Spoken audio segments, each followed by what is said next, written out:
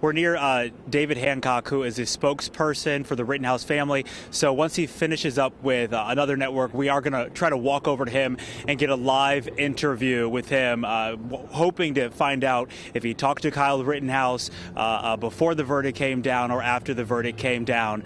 We just finished walking with the girlfriend and the great aunt of Anthony Huber, Susan Hughes, and Hannah Giddings. They really didn't have much to say. There was a lot of emotion that they had inside of the courtroom.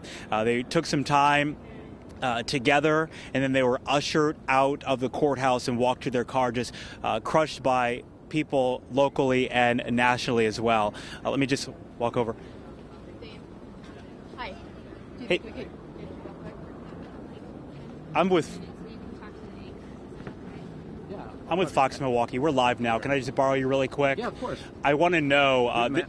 I'm live, by the way. Sorry, so just want to let you know. David Hancock, with the spokesperson for Kyle Rittenhouse and his family. You were sitting next to Wendy Rittenhouse as the verdict came in.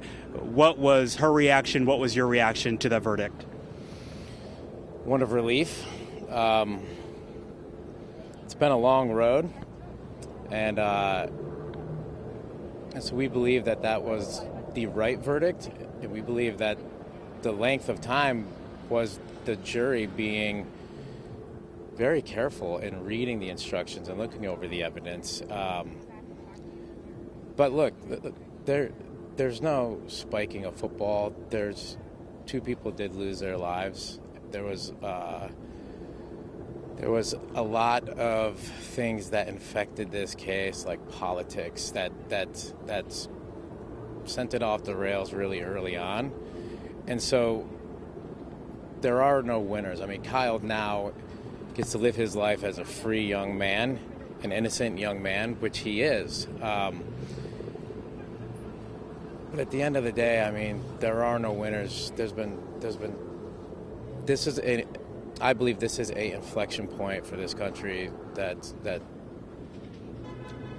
we should try to bridge the divide right now, and we should try to come together, right? This is a moment that I think the country can use to get united, to try to get united, to have conversations, to sit across the table.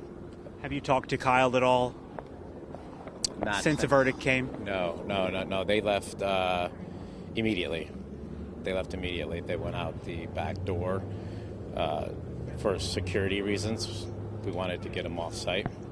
So, what's next for him? College. He can be an 18-year-old young man.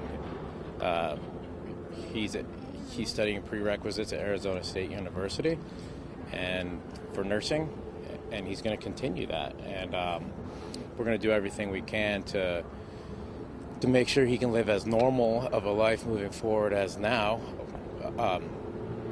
possible.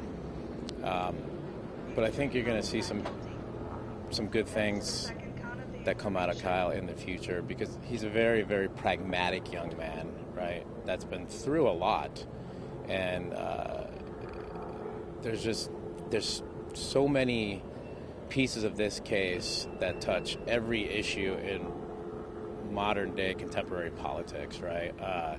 But at the end of the day, this case was always about self-defense and nothing else. It wasn't about politics. It was not about race. It was a case about, did he defend himself when attacked? And he absolutely did, and thank God that the jury came to that conclusion. But look, I'll say it again. There are no winners in this, but this is an opportunity to have some discussions that I think should be had. And David Hancock, Channel 12 in Milwaukee here, ABC. We're live as well, and I just want to introduce you to our viewers. You've been with the Rittenhouse family this whole time, and I was in the courtroom and I saw you, Wendy, really kind of held onto your arm tightly. What did you feel from her in that moment when they read the verdict? Relief. I mean, a year and some odd months of just having her son be defamed for lack of a better term, but just be assaulted with just untrue things and comments and assumptions. And she knows what's in Kyle's heart and what's in his head, as do I. Since I picked him up on November 20th, I know, and everybody in that room, all his family know the kind of person Kyle is. And so to get the verdict was just, I mean, I'm still trying to kind of reconcile it all in my head right now, but she knows her son is going to be coming home, and she knows her son will always be coming home now, right? So, and he's been judged to be innocent. He's not guilty of what has... So, I'm kind of bumbling too, but... and yeah. Did you see his reaction at all? You almost could kind of hear him hit the table. His knees may be buckling. Did you catch that at all? It's been a long, it's been a long road. It's been a long road, and I'm proud of him. I'm proud of him. I'm proud of the family for staying strong. God bless Mark and Corey. The defense team just nailed it. But to that point, I think there's some issues that need to be looked at in terms of the prosecution and things that they did, what they attempted, and hopefully that will be looked into in the coming months. It's always risky to put the defendant. There was never a doubt. He was always going to take the stand. Do you think that wanted to take the stand? Sorry to cut you off, but he always wanted to take the stand because he wanted to tell his story, what he experienced, how he felt. There was never a doubt that he was going to take the stand. Do you think that played a huge role in this verdict? His own words. I would think yes. Because then you strip away everything else. You strip away everybody calling him a racist and a white supremacist, and you strip away everybody else trying to tell the world his intent, right? Why he was there, who he is, the kind of young man he wants to be in the future. You get rid of all of that, all right? And he tells his story, and he was always committed to doing that, period. For people who don't know Kyle, you've got a chance to really know him. What do you want people to know about him right now? What I think came out in court was the things that were being reported about him were not factual or true. Ever since the 25th of August of last year, he is a caring, he's an empathetic, and he's a civic-minded young man. And so I think you're going to see some good things out of Kyle coming up, because I was telling them he's very pragmatic about what has happened over the past year, right? So he's got some things to say, and I think you're going to be even more surprised by who Kyle actually is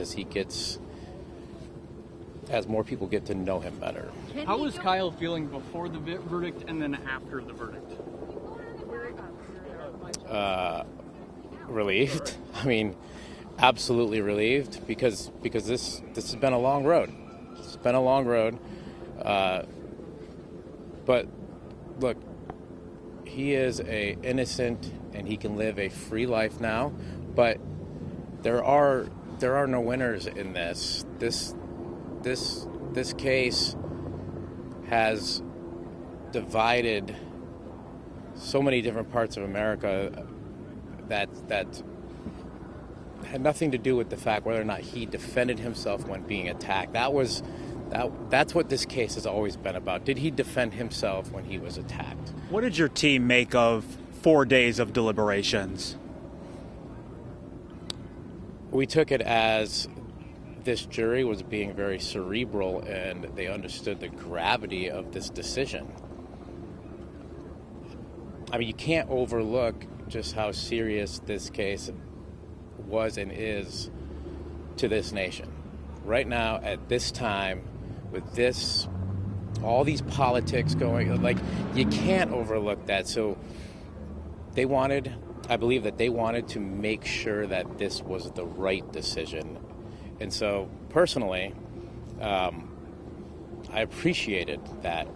And I never felt one way or the other that it was going on for 2 or 3 or 4 days. That just told me that they were being thoughtful. So, how do we repair the divisions in this community and the country that are so apparent to you that you just discussed? Well, I think that's the question, right? I think that's the question for everybody. Yeah. But the problem is the question is never asked. Like what you just said, that's never what people are talking about. Nobody asks each other, how do we repair the divisions in this country? It just keeps going, right? Will it take some time for him to get back to a normal life? I think so. Will there be a security concern for a while? Of course. What's next for him? Of course, college. Do you know where? At Arizona State University. I mean, think about it.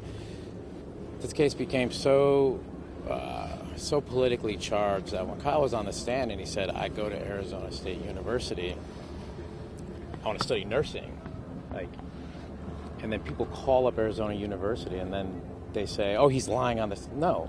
The happiest I've ever seen Kyle in the past year and 3 months, besides when he got his puppy Milo, was when he got his Arizona State student ID in the mail. Right? That was the happiest I've ever seen him. So it's things like that. It's that kind of vitriolic nonsense, right? That I think as a nation we are at a inflection point, and that stuff needs to be addressed here in the future. Would you say he's looking for a fresh start, like a do-over with what happened? By Fred. Well, he is almost in effect. He is having a fresh start. Like everything that has been said about him, everything that's been reported about him, that has just not been true. I mean, that's going to linger. All of that nonsense, that excuse me, but that garbage that was reported about who he is, right? That he's a white supremacist, that he's a militia member, that he's all this stuff. But that's going to follow him around, and everybody found out that was all not true. So he has a new normal, right? This is definitely going to be a new normal for him, and but I think you're going to see some amazing things out of young Kyle here in the next few years. Is there anything you think Kyle wishes he would have done differently on that night? I don't think Kyle wanted to be dragged through the mud over the past year and a half. So done differently in the sense of, does he wish he would have left? Well, he tried. He tried to leave. It's on video, right? That was not reported about. Look, I'm not vitriolic. I'm not angry. I'm very relieved at this decision, finally, right? But I think it's an issue when the fact that he tried to leave, when it's on video, all over YouTube. Nobody said, hey, this young man tried to leave this situation. He went up to the police and he tried to return back to that other car source. That was never reported on. That's huge, right? If we go back, I don't really want to rehash the case, but people are still reporting that the young man crossed state lines with a weapon. Right? That was disproven by the state of Illinois themselves 2 weeks after. And it just kept getting reported on and reported on and reported on. And look, I'm not here to... I think that kind of stuff needs to be looked at a little bit deeper. Like, there's a responsibility to provide the correct and the accurate information, and I don't think that was done from the beginning of this case, and that infected this case all the way down until trial.